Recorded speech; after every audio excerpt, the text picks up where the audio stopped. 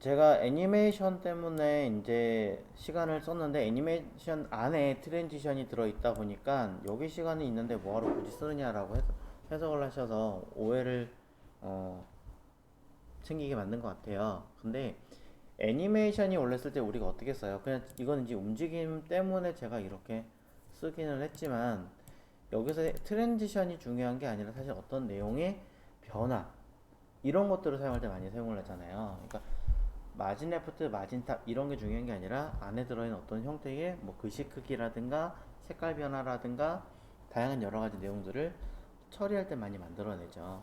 그때 단순하게 어떤 단시간 효과를 처리하기 위해서 일부러 이렇게 쓰기는 썼지만 사실은 이거를 내가 원하는 대로 수정한다면 0.3초와 0.7초를 두 가지를 모두로 걸어놓고 시간 옵션을 주면은 이거 합하면 몇 초예요? 1초잖아요. 이 1초 동안에 뭔가 전체적인 변화를 움직여서 처리를 해줘야 되는데 이렇게 살짝 중간 걸리게 해놨죠. 미세하게 살짝 걸리게 해놨어요. 저렇게 움직임을 걸리게 해놔서 처리를 해줘야 되는데 그렇게 해놓기 위해서 전체적인 시간 자체는 사실은 여기 있는 전체 몇 초 동안 움직여라 뭐 이렇게 들어가 있는 거죠. 근데 이거를 전체적인 시간을 뭐 200초 동안에 움직여라 이렇게 만들어 놓아 버리면은 얘랑 얘랑은 따로 놀아요. 따로 놀게 돼서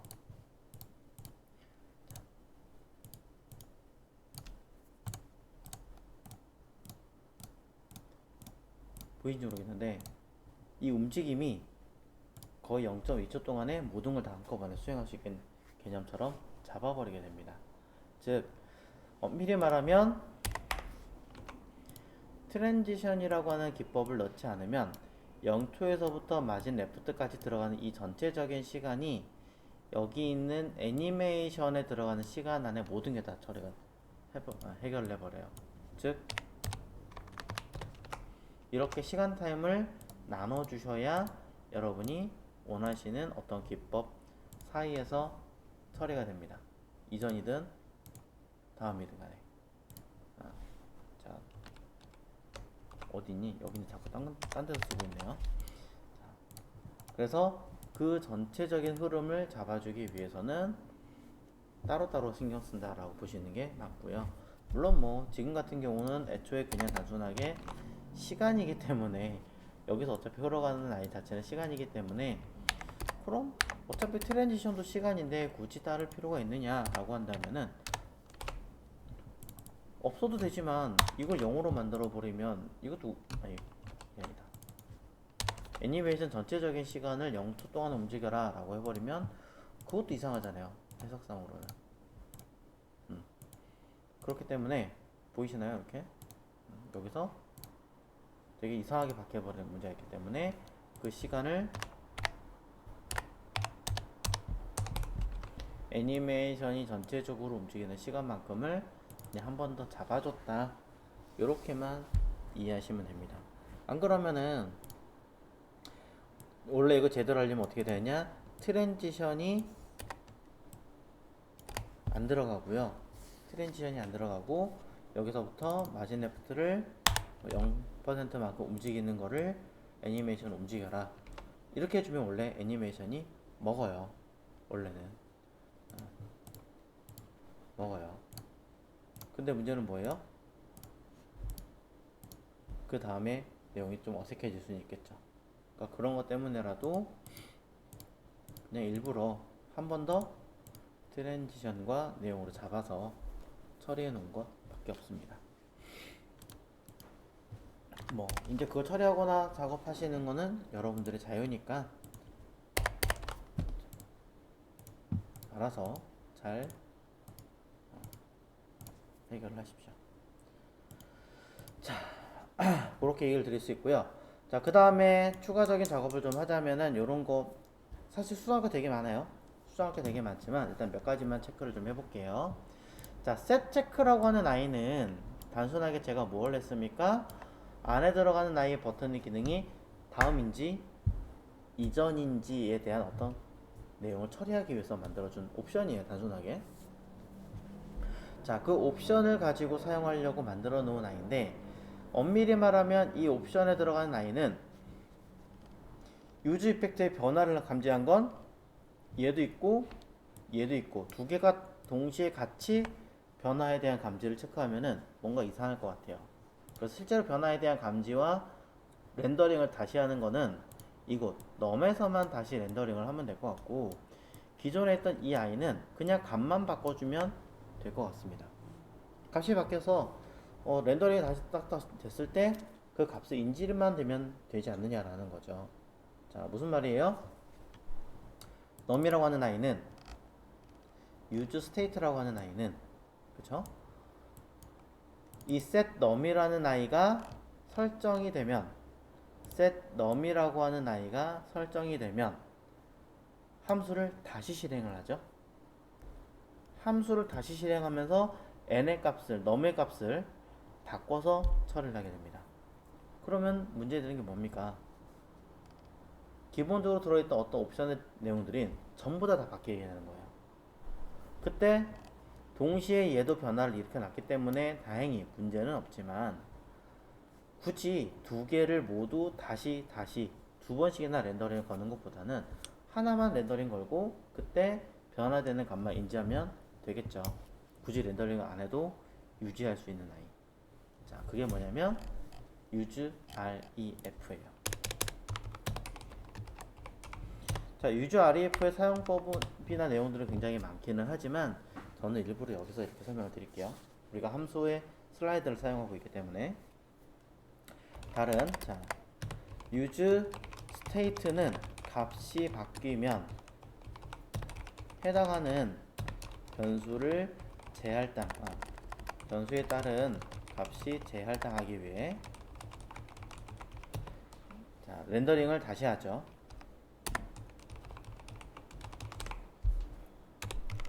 하지만 use ref는 값이 바뀌더라도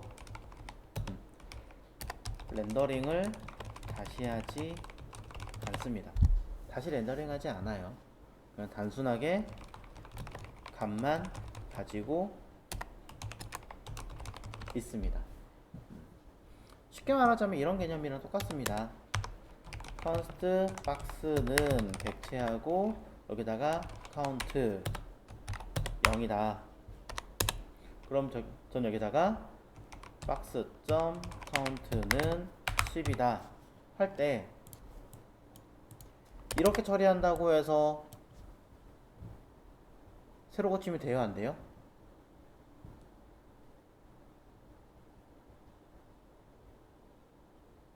새로 고침이 될까요, 안 될까요? 안 되죠. 될 일이 없죠. 그냥 단순히 값만 바꾼 거니까. 근데 use state는 const는 box2 라고 써서 이 i를 set box2라고 할게요. use state가 저기 위에 있는 것처럼 0이라고 쳤을 때 set box2에 대한 값을 10이다. 자, 이렇게 하면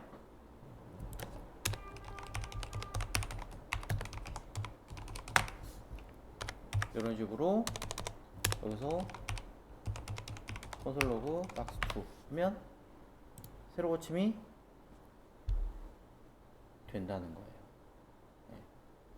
완전한 새로 고침이라기보다 정확하게 말하면 그냥 함수가 다시 실행하는 거죠. 정식적으로 얘기하자면. 자, 함수를 다시 실행하는 렌더링이 된다는 거예요. 함수 재실행이 되는 거예요. 콜백 함수가 되겠죠.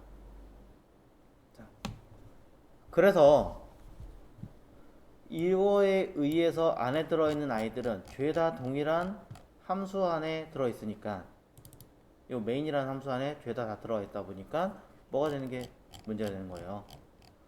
초기값 잡아놓기까지 다 바뀌는 거죠. 그래서 위에 있는 이 방식으로 처리를 할 겁니다. 근데 새로 고침을 하면 렌더링을 다시 걸면 어차피 이 값도 동일하게 처리될 거 아니에요. 얘 자체를 아예 완전히 바깥에서 작성하지 않는 한. 그래서 위에 있는 방식처럼 쓰게 해주는 아이가 use ref예요.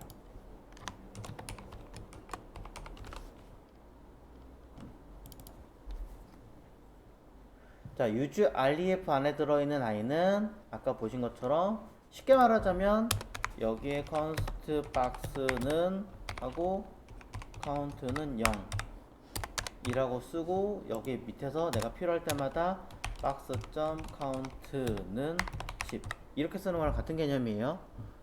그러니까 이 main이라는 함수를 다시 수행시켜도 값을 위에 넣어버리는 순간 얘는 10으로 바뀌기 때문에 문제가 없이 그대로 유지를 하겠다라는 개념이 들어가는 거죠.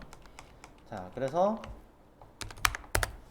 use ref는 요렇게 씁니다. 자, const 임의의 변수를 여러분이 원하신 대로 쓰세요.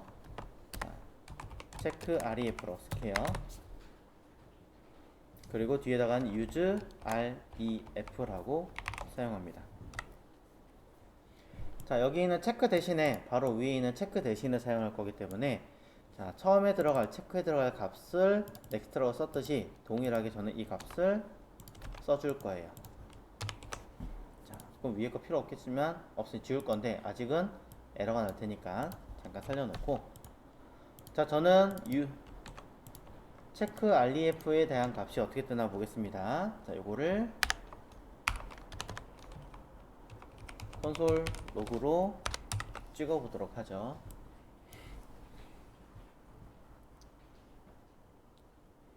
자, 콘솔로 해당하는 넥스트에 들어간 값을 확인을 해보면 결과는 이렇게 넥스트라고 나와요. 근데 그냥 나오는 게 아니라 어떻게 나와요? 오브젝트 current라고 하는 아이 안에 넥스트라는 값이 들어가요. 이게 중요해요. 그래서 제가 아까 뭐라 그랬어요? 위에서 함수를 수행하기 전에 const box는 count 0 이렇게 썼잖아요. 이렇게 객체 타입으로 해서 그 안에 어떤 값을 처리하게 해줍니다. 그게 current라는 값으로 저장이 된다는 거죠. 그럼 이 아이는 내가 뭔가 변화를 주고 클릭을 하고 해줘야 값이 바뀝니다. 근데 함수를 다시 렌더링하는 기능은 전혀 없기 때문에 그냥 지가 혼자 가지고 있고 끝내요. 더 안 해요. only 그게 끝이에요. 그래서 자, 처음에 들어간 값을 넣어라.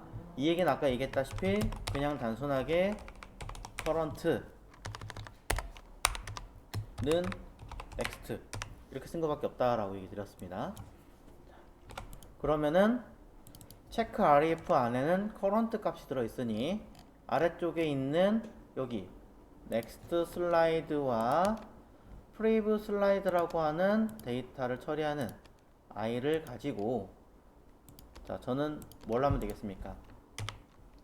바꾸겠다는 거죠. 체크 ref는 .current use ref라는 걸 사용할 거기 때문에 current라는 객체 안에 담는 거예요. 는 next 얘는 prev니까 current는 prev 네. 얘도 렌더링 다시 걸고 얘도 렌더링 다시 걸고 할 필요 없잖아요. 하나만 렌더링 다시 걸면 되니까 렌더링 다시 걸어서 값이 변해주면 자, 이거 가지고 이제 수행을 하게끔 바꿔주는 거죠. 별거 없습니다. 대처하는 것밖에 없습니다. 올라갑니다. 자, 둘의 값을 바꿔치기 했으면 실제적으로 변화가 일어나거나 그런 건 전혀 없어요. 그냥 내부적으로만 처리된 것 뿐이에요. 그럼 여기다가 체크를 값을 비교해 보는 게 아니라 체크 ref를 비교해 봐야죠. 그 중에서도 current에 들어가는 값으로 확인하는 거죠.